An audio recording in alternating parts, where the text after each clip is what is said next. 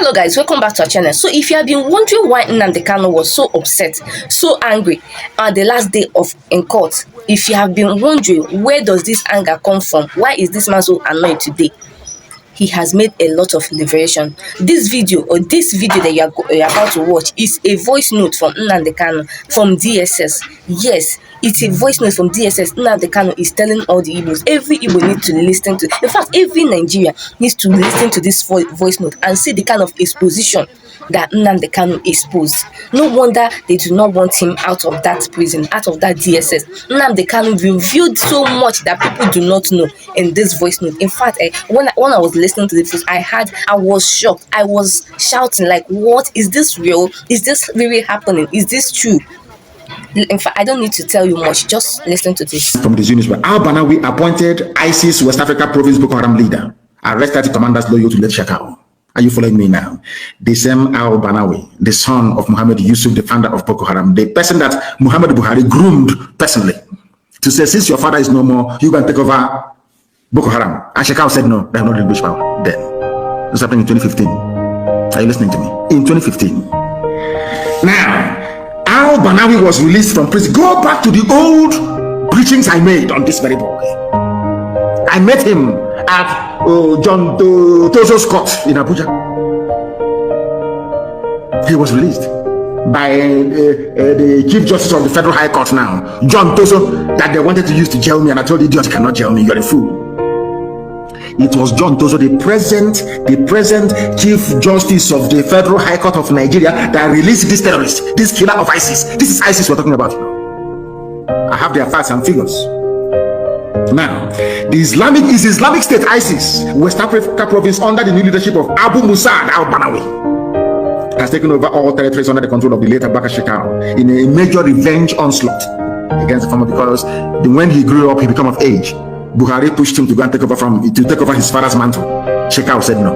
This was the revenge. And how was it possible that Shekau was ambushed? Because Shekau attended a peace meeting called by Ibrahim Attahiru, the dead chief of army staff. And what I'm giving you is facts. I don't have time for rubbish. We have the very, of course, maybe apart from Mossad, we have the very finest intelligence in the world. I'm telling you this, the M branch. How was it possible that Shekau was surrounded? Because they wanted the continuation of that very meeting. I told you this many years ago. They called a meeting, they sat together, and they said to Shekau, stop attacking mosques and Muslims. Go to the south, go to the east and take it. And Shekau said, no, we cannot take the east. I want to give you one expo this night I've never told you people before. I was very, very close to Boko Haram leadership. Are you aware of that? Very, very close to them. They told me a lot of things.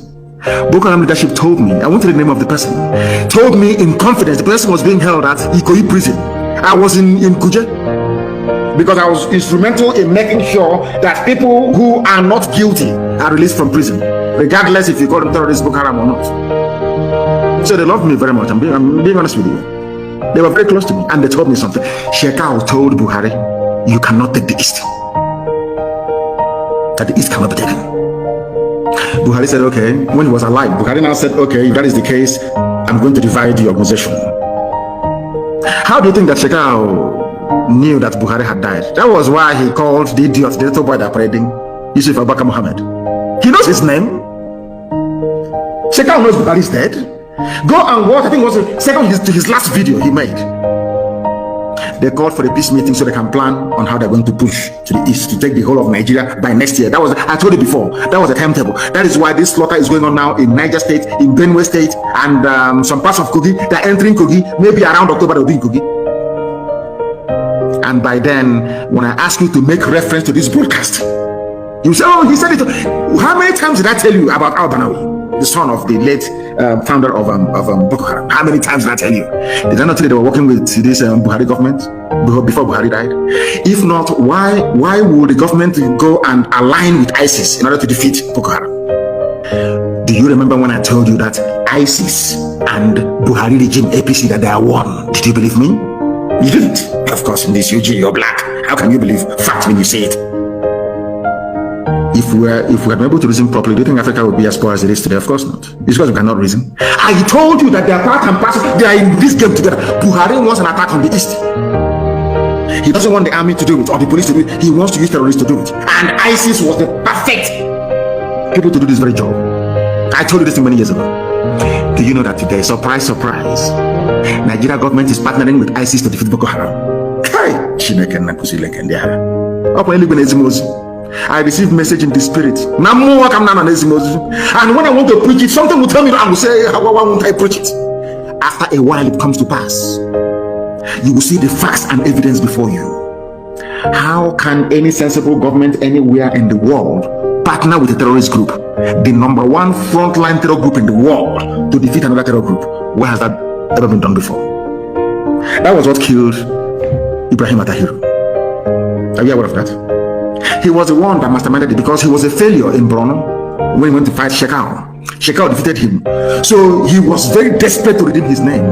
So he went to ISIS and gave ISIS a deal. We're not going to attack you. That is why they call them, they changed their name from terrorists to bandits. So ISIS can do whatever they like. No police will arrest them. No army will arrest them. No bombardment. Sheikh Gumi can go and negotiate with them. Nothing will happen to them. The key was to make them numerically stronger than Boko Haram, to make them the acceptable face of Islam, Fulani Islamic terrorism. And he succeeded. I know that Shekau was injured. He wasn't killed. He was injured. That's why I cannot display his body. He was injured. He was not killed.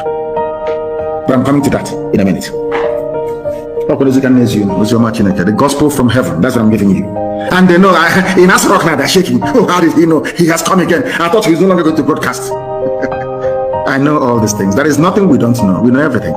That is why we managed to defeat Mietiala with the little meager resources. We defeated them because we know what they do not know. If I want all the governors dead in one night, they will all be dead. But I don't want them dead. At least not yet. Now listen. Do you know that Ibrahim Attahiru wanted to capture Shekau alive? Are you aware of that? So you can interrogate him and ask him, how come you're getting all this support? Because they know he's in Sambisa forest. Nigeria army has enough men and equipment to circle Sambisa forest and to engage from all sides. But most of the people in the military hierarchy of the zoo, they are all Boko Haram sympathizers, almost all of them. Another lesson for the Fulefus and the intellectual brigade to learn from, because the Fulanis don't kill their own. Never. They understand that these are the foot soldiers we need in the future to fight this very war to beat the Quran in the Atlantic. Buhari knew that very, very clearly. That was why Buhari was so disappointed with Shekau, that when they swore him as the president, Shekau continued, he didn't stop. That was Buhari's major disappointment with Boko Haram. They were his babies now. Who doesn't know that? And Ibrahim Attahiru, that died a few days ago, took billions upon billions of dollars to ISIS, to Al-Banawi, and said to him, Al-Banawi, take this very money, make it possible. I am going to strengthen you. You're going to be the face of Fulani terrorism in Nigeria. And he accepted it. And now they called Shekau to a meeting. At that very meeting, Shekau was attacked. That was what happened. And in revenge for the attack on Shekau, they brought down the plane. Because two people parachuted from that very plane before it crashed. They opened the door to decompress it. It's called decompression. That's that thing they tell you in the plane. When in case of cabin pressure, loss of cabin pressure, pull this mask and put it on your face, you get oxygen. You remember that's a drill they give you every time you fly. These two assassins were in the aircraft and they jumped with a parachute. They're in the Nigerian Army, Nigerian Air Force. These are the same people that they are putting, Boko Haram, they painted Boko Haram in the army. They are the ones that killed him for attempting to sabotage Shekau. And their new commander now is very, very mean. I'm telling you, even deadlier than Shekau. The new guy is, oh my word, very mean. And they now have war on their hands. I'm telling you. Do you know that the Nigerian army, do you know that Ibrahim Attahiru confessed that the Nigerian army doesn't have the strength to fight Boko Haram? That was why he brought in ISIS to do the job for him. Are you aware of that? That was why, so that there can be a leadership tussle. You know that thing they try to do with IPOB? You know, anybody we sack or expel, bring him, he's IPOB after 1 month. He just died natural death, of course. because Elohim is in charge of everything we're doing. You know that the ISIS leadership and Boko Haram have been fighting the supremacy war. I've been telling you about this for very many years. Who will take over? And finally, they have tried to do what they can to silence Shekau, because Buhari was not happy before he died. And all this Fulani Caliphate, including Sultan, nobody's happy. They want Shekau to face the East. Their problem is to take the East. When Shekau said no, Buhari, before he died, they told him about Ruga. He wants Ruga. Fulani settlement in every community, in every local government across Nigeria. When we said no, he said, okay. He now asked Mietiala to take over. That was when Mietiala was killing people. Now they know that Mietiala can no longer do the job. They now contracted ISIS to do it. That's your one Nigeria for you. Obasanjo, are you listening? One Nigerianist. When this Ghanaians didn't. Let me tell you something. Boko Haram will not stop. And the fear of the Nigerian army is that they cannot fight this war on two fronts. So it's better for them to get ISIS to do the job, ISIS that they can trust and rely upon to begin the killings, the terrorism, sacking villages in TV land, taking over, Nipe land, doing all of these things. That's what they prefer. And then they can now move the Nigerian army to come to the east to meet us. That was their plan, that's the game plan. They wanted to do this deal with Chad. Unfortunately, Idris Deby died. Now that is, you see how Elohim works. That was the deal. Let the Chadian and the Niger troops come in to help them to stabilize the north, while the men bulk of the Nigerian army will march with their tanks to the east. That's the game plan. The whole thing has fallen apart because there is no Buhari anymore. And ISIS is now in charge of your lives. Boko Haram may pity you a little bit. ISIS, they have no pity whatsoever. No pity whatsoever. Guys, there is a lot going on in this country that people do not know about. This voice note, as I was listening to it, I had goosebumps all over my body. Like, what is this? This is a big time liberation. Like, maybe this is why they do not want Nnamdi Kanu to be out, because what is all this? I was surprised when Boko Harams were freed. They were asked to go back to their family. Repentant Boko Haram. How does it sound? How can someone that has involved in the buying of so many Nigerians to be freed like that, and they call them repentant Boko Haram? And we're even giving this thing, empowerment, to go back into the society. How is that possible? People that are supposed to be in prison, tell them that they have repented. Yet Nnamdi Kanu that have never been convicted, or they have never been charged for the murder of anybody, yet he was kept in DSS. Isn't that a lot of bias? Like, the whole thing is confusing. This alone has shown you the kind of bias country that we are staying in.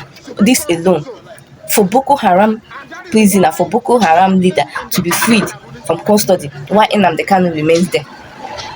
I just hope so. Anyway, let's watch and see. Guys, what do you have to say concerning this? Share me your opinion in the comment section. Don't forget to like.